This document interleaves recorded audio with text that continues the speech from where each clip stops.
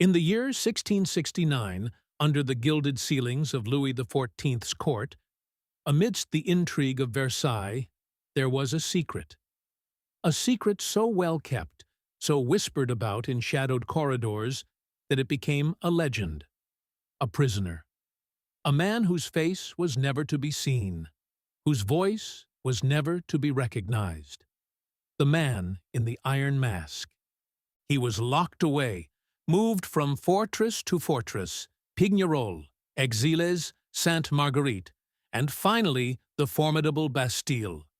The orders came from the highest authority, the king himself, and the jailers obeyed with an unusual air of nervousness. Not a word was to be spoken to him. Not a single letter was to leave his cell. And above all else, he was never to remove the iron mask that encased his head. But how had he come to be in this wretched existence? Who was he before the mask was forced upon him? Some say he was of royal blood, an identical twin to the Sun King, hidden away to prevent a civil war that would have torn France apart. A twin brother, secretly born but unwanted, a threat to the divine right of kings. If such a child had existed, Anne of Austria and Cardinal Mazarin would have known the risk of letting him live.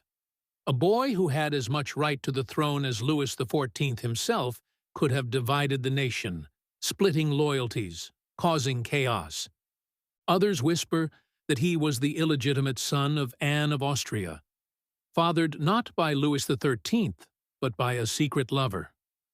A son born of scandal, a threat to the Bourbon dynasty should his true parentage be revealed. If this were true, it would have been necessary to hide him away, to erase his name, his face, his very identity, so that no claim could ever be made in his favor. And then there are those who claim he was a disgraced noble, a man who uncovered a secret too dangerous for the world to know. Perhaps he was a high-ranking official who stumbled upon letters that could have destroyed the monarchy. A diplomat who knew of a betrayal too great to forgive. A general who had fallen out of favor and been sentenced to a fate worse than death. If this were the case, the mask was not just a means of hiding his identity. It was a symbol of the power that had condemned him, a reminder that he could never be free. The stories flowed like wine in the taverns of Paris, each more elaborate than the last. A fallen general? A secret lover of the queen? A foreign prince betrayed by his allies?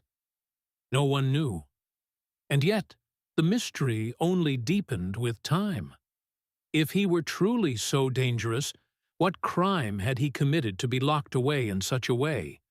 Why not execute him outright, as was the usual punishment for enemies of the crown? There had to be more to his story than simple treason or rebellion. His continued existence, even in chains, implied that his death would be more dangerous than his imprisonment. His jailer, Benigne d'Auvergne de Saint-Mars, held the key to the truth. For over 30 years, Saint-Mars watched over him, unwavering in his loyalty.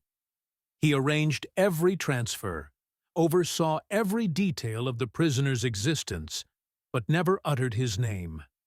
Even when he was moved from Sainte Marguerite to the Bastille, the prisoner arrived with the same level of secrecy that had shrouded him his entire life. Why was Saint-Mars chosen for this role? Was it mere coincidence, or had he sworn an oath to the king himself to ensure that the prisoner's identity was never revealed? There were whispers among the guards. Those who had seen him described a man of noble bearing, one who walked with the posture of a gentleman despite his wretched circumstances. He was well-fed, treated with more care than most prisoners, suggesting that he was no mere commoner. His cell was not one of filth and despair, but of quiet isolation, where he spent his days reading and contemplating in enforced silence. There were reports that he was given fine linen, good food, and was even allowed to write. though whatever he wrote was immediately confiscated and destroyed. The iron mask itself, was it truly made of iron? Some accounts claim it was black velvet, reinforced with metal, an object of discomfort but not unbearable agony. Others swear it was a full iron helm, clamped shut, ensuring he could never show his face to another soul. If that were true, how did he eat? How did he breathe? The very thought of it chills the blood. Some say he was allowed to remove it only in his cell, away from prying eyes, while others insist it was never removed. A life sentence of suffocating anonymity. Then, one night in 1703, the prisoner died. The records were clear. A nameless man, buried under an unmarked grave in the cemetery of St. Paul. But the questions did not die with him. The walls of the Bastille had seen too much. The whispers refused to be silenced. Who was he? What had he done to deserve such a fate? And most of all, why the mask? Even Voltaire, that ever-curious philosopher, took an interest in the case, declaring with certainty that the masked man was the twin brother of Louis XIV, hidden away to prevent claims to the throne. Dumas, the great storyteller, turned the legend into a tale of adventure, of musketeers and daring plots. But the truth, the truth remains locked away, just as the man himself was for all those years. A secret within a secret, buried under layers of deception, in the heart of a kingdom that did not dare speak his name. After his death, his few belongings were burned, his cell scrubbed clean of all traces of his existence. Even his clothes were destroyed, leaving nothing behind but silence. It was as if he had never lived, as if the crown itself wished to erase every memory of him from the world. And yet, the rumors only grew stronger. What was it about this man that frightened the monarchy so much?